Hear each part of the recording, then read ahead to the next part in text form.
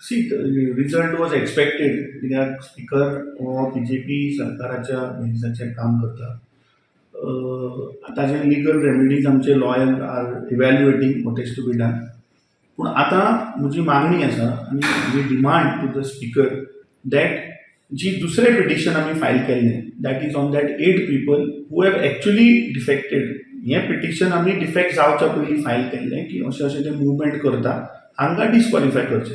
ताज्या उपरांत सप्टेंबरान ते एक्चुली गेले 8 जाण. सो तें पिटिशन आतां स्पिकरान ताबडतोब फाल्यांच्यान ताजें हियरींग चालू करचें. ताणें हायकोर्टाक एफिडेवीट दिल्लें की हें पिटिशन डिसायड जातकीच ती आपूण घेता.